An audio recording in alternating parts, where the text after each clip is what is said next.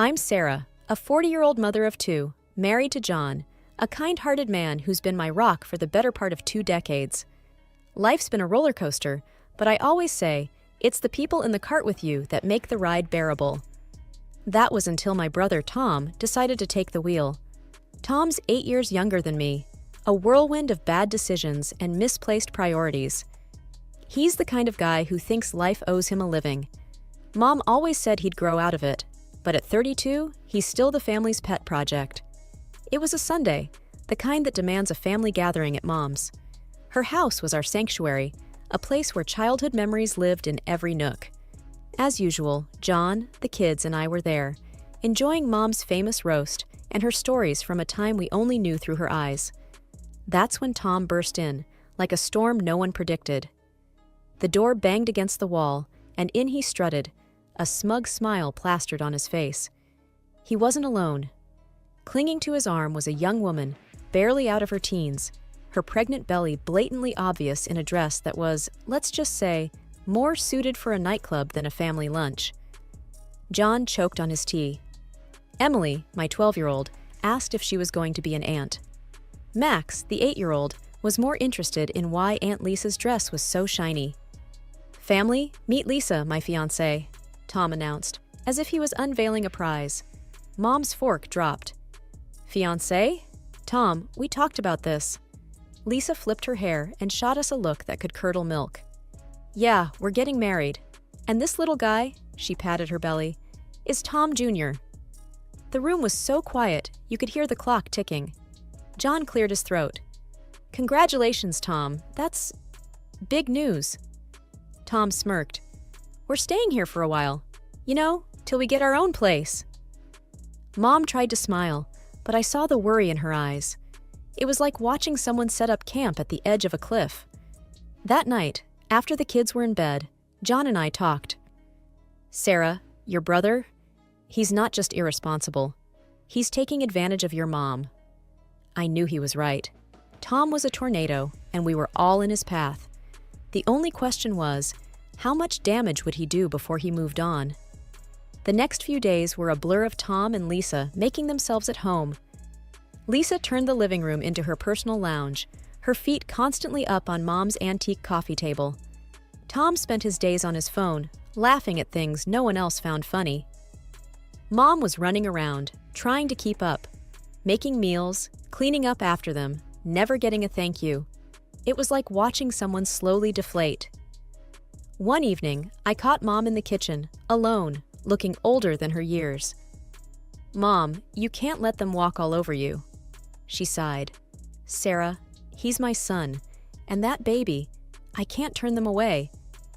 I wanted to scream, to tell her she was being used, but I bit my tongue. Family's complicated, and sometimes love means turning a blind eye, even when you know you shouldn't. That's how it began, our new normal. Tom and Lisa, the ungrateful guests, and the rest of us, trying to keep the peace in a house that suddenly felt too small. Little did I know, this was just the calm before the storm. Living with Tom and Lisa turned our lives upside down.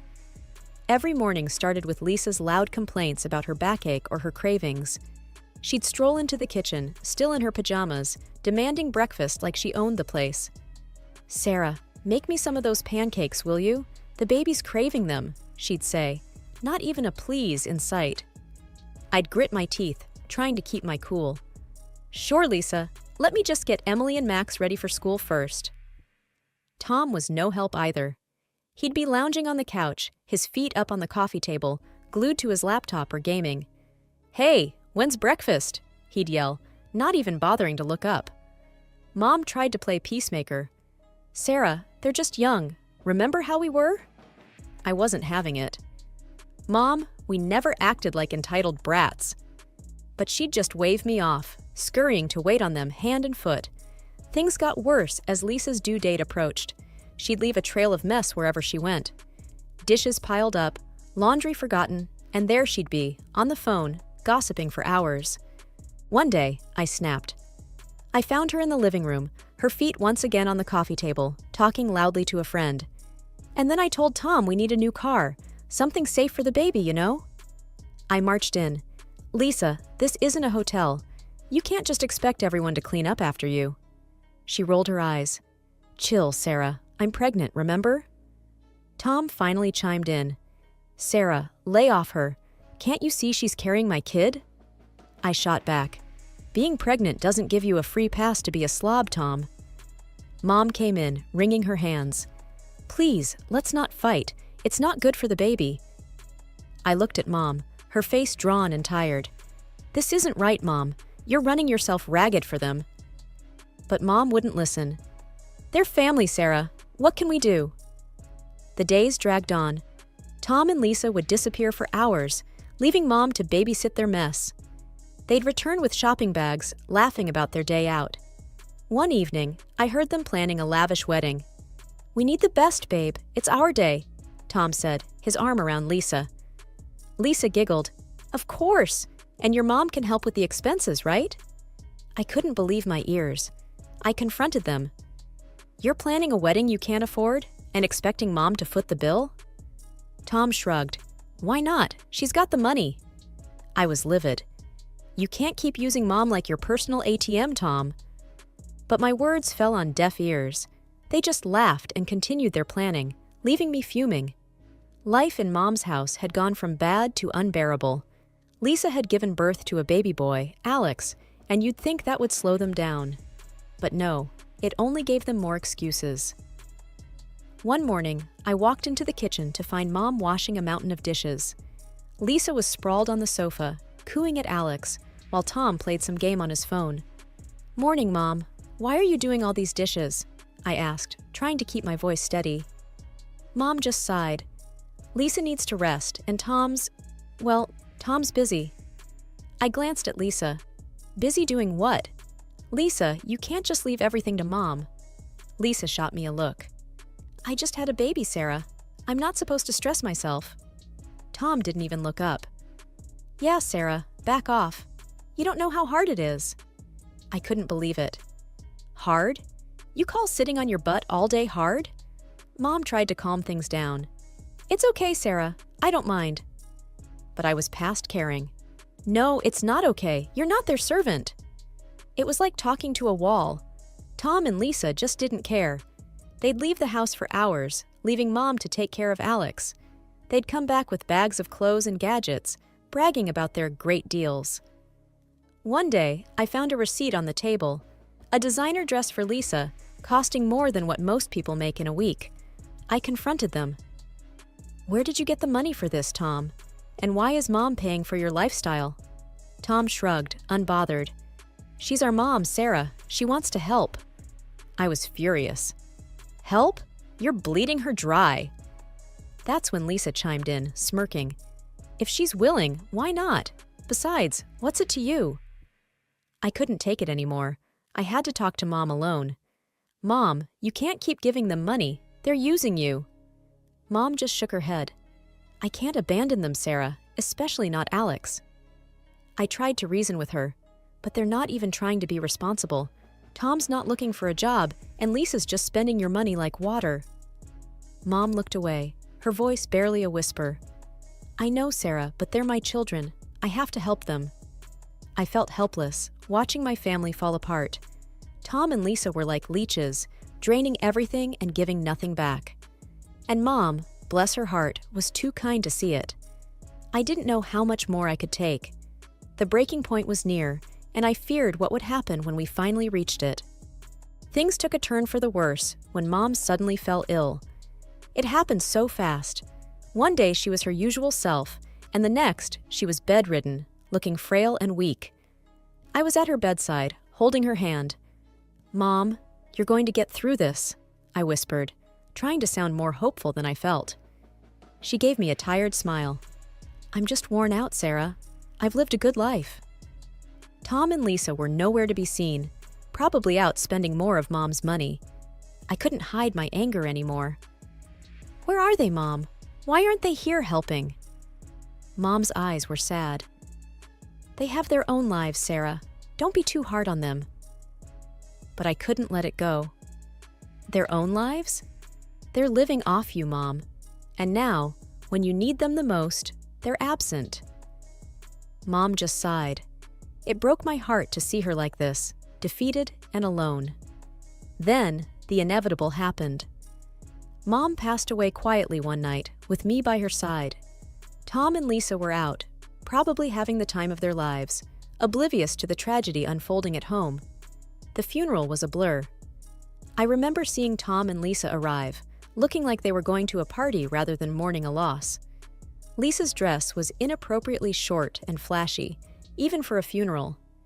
People were murmuring, and John squeezed my hand, trying to offer some comfort. After the service, Tom pulled me aside. "Sarah, we need to talk about Mom's will." I was still in shock from losing Mom. "Now? Can't this wait, Tom?" He was insistent. "No, it can't. I know she left the house to me. We need to sort this out." I couldn't believe his audacity. "Tom, Mom just died. Can't you show a little respect?" But Tom was relentless. "This is important, Sarah. I'm her son. I deserve it." The day after the funeral, I went to Mom's house to start sorting through her things. But when I got there, Lisa answered the door with a smug look. "What do you want, Sarah?"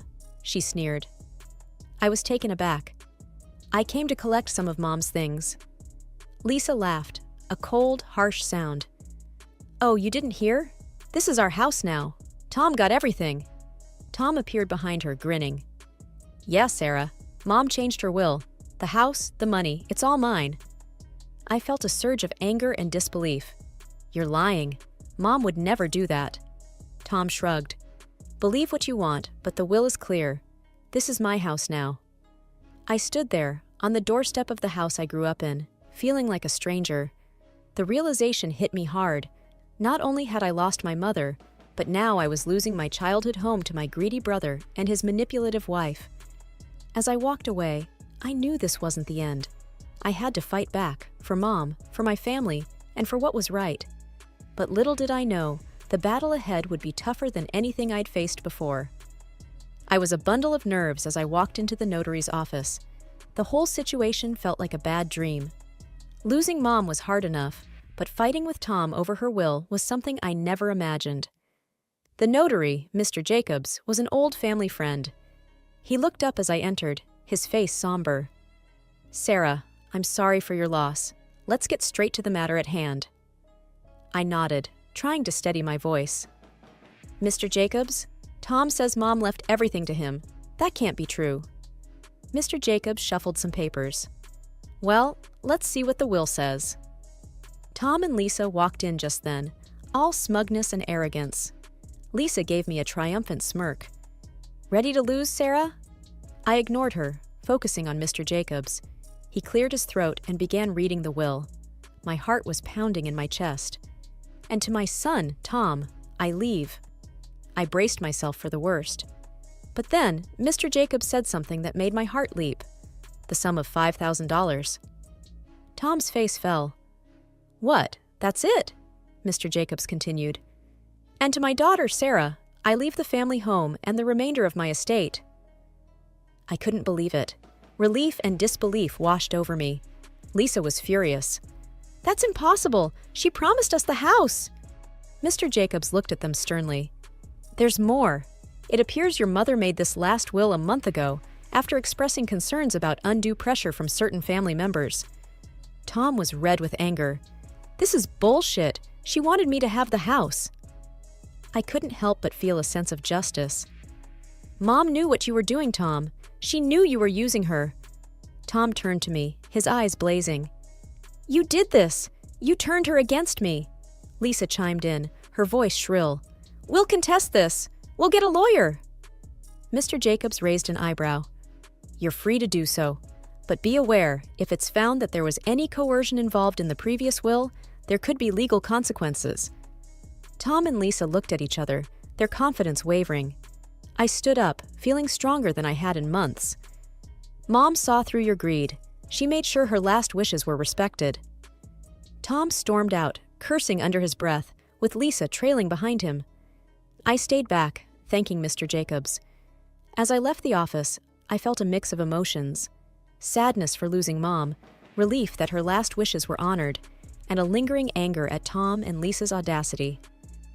It was a regular afternoon when Tom stormed into the house, his face red with anger and disbelief. 100,000 for you and just a measly 5 grand for me? How is that fair, Sarah? I was sorting through some of Mom's papers, but his outburst made me pause. Tom, that's what Mom decided. You know she always had her reasons. He slammed his hand on the table, making me jump. Reasons? What reasons could she possibly have to screw me over like this? I took a deep breath, trying to keep my cool. Maybe because you and Lisa have been bleeding her dry for years? Tom's face contorted with rage. That's bullshit! We deserve that money! That's when I found it, tucked away in a drawer, a letter from Mom. Her handwriting was unmistakable. I pulled it out and started reading. Tom's eyes were fixed on me, a mix of curiosity and fear. What's that? It's from Mom, I said, my voice steady. She explains everything here. The letter laid it out in black and white. Mom had originally set aside 100,000 each for Tom and me. But as Tom and Lisa's demands for money grew, she started deducting from his share. I looked up at Tom, his face a picture of shock. By the time she wrote her last will, you'd already taken 95,000, Tom. There was only 5,000 left. Tom staggered back, as if he'd been physically hit. No, that can't be true. I felt a surge of anger. It's all here, Tom. Every cent you and Lisa took, it came out of your inheritance. He looked lost, his eyes darting around the room. But I didn't know. That's the problem, Tom. You never knew or cared to know, I snapped, my patience wearing thin. He slumped into a chair, burying his face in his hands. What have I done, Sarah? I put the letter down, feeling a mix of pity and frustration. You've only got yourself to blame, Tom. You chose this path. Tom left the house that day, a broken man. I watched him go, feeling a sense of justice, but also a deep sadness.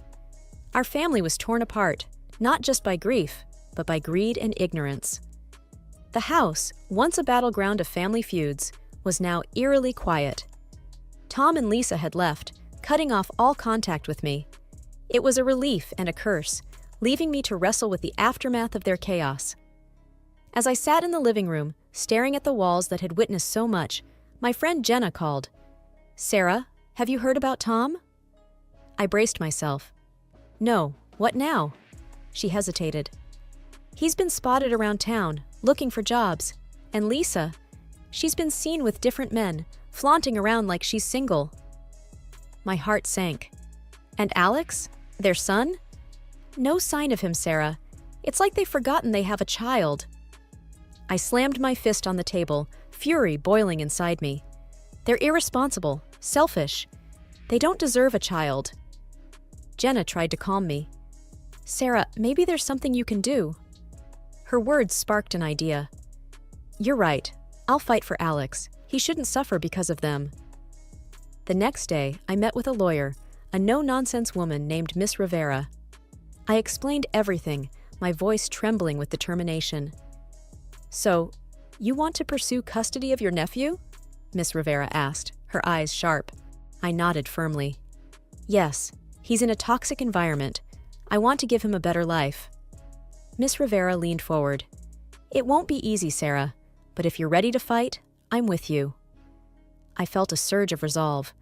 I'm ready, whatever it takes. The legal battle that followed was tough. Tom and Lisa were unpredictable, sometimes cooperative, sometimes hostile. But I didn't back down. One evening, after a particularly grueling day in court, John wrapped his arms around me. You're doing the right thing, Sarah. It's hard, but right. I leaned into his embrace, exhausted but hopeful. I just want Alex to be safe, to have a family that cares. The day the judge granted me temporary custody of Alex was bittersweet. He was a sweet boy, confused and scared, but he slowly opened up to us. Emily and Max adored him, and he brought a new kind of joy into our home. Tom's reaction was a mix of anger and defeat. You've taken everything from me, Sarah. I faced him, my voice unwavering. I'm protecting Alex, something you should have done. As Tom stormed off, I realized our relationship might never be repaired. But this wasn't about us. It was about a little boy who needed a stable home. Life with Alex was a new adventure. There were challenges, of course, but also laughter and love. He was becoming a part of our family, and I was determined to make it permanent. Looking back, I knew I'd made the right decision. It was time for new beginnings, for all of us. A chance to heal, to grow, and to build a future filled with love and stability. That was the legacy I wanted to leave, a stark contrast to the selfishness and greed that had once threatened to tear us apart. The house, once a reminder of familial discord, was now filled with laughter and the pitter-patter of little feet. Alex had become a part of our lives, his presence a constant source of joy and wonder. One evening, as we were tucking him into bed, he looked up at me with those big, innocent eyes. "Aunt Sarah, am I going to stay here forever?" I smoothed his hair, my heart swelling. "Yes, Alex, you're part of our family now." He smiled, his tiny hand gripping mine. "I like it here. Emily and Max are fun." I kissed his forehead. "We love having you here, sweetie." As I walked out of his room, John was waiting, a proud smile on his face. "He's really settling in, isn't he?" I nodded, feeling a sense of accomplishment. "He is. We're giving him the life he deserves." The next day, I received a call from Miss Rivera. "Sarah, it's official. The court has granted you full custody of Alex." I nearly dropped the phone, tears of happiness welling up. "Thank you, Miss Rivera. Thank you for everything." After hanging up, I shared the news with the family. Emily and Max cheered, hugging Alex in a group embrace. Even John had tears in his eyes. "We're a family," John said, his voice choked with emotion. A real, complete family. The journey had been long and fraught with challenges, but we had come out stronger. I thought about Tom and Lisa wherever they were. I hoped they would find their way, but my focus was now on the children, our family. In the months that followed, Alex blossomed. He was no longer the timid boy we first met. He was confident, happy, and loved. One day, while we were all in the garden, Alex came running up to me, a dandelion in his hand. "Look, Aunt Sarah, I made a wish." I crouched down to his level. "And what did you wish for?" He grinned, his eyes sparkling. "I wished we'd all be together forever." I hugged him tight. "That's the best wish, Alex, and it's come true." As I looked around at my family, I felt a deep sense of peace. We had weathered the storm and emerged stronger. Our future was filled with hope, love, and the promise of new beginnings. This was our story, a testament to the strength of family and the power of love. It was a future of hope, and we were ready to embrace it with open arms.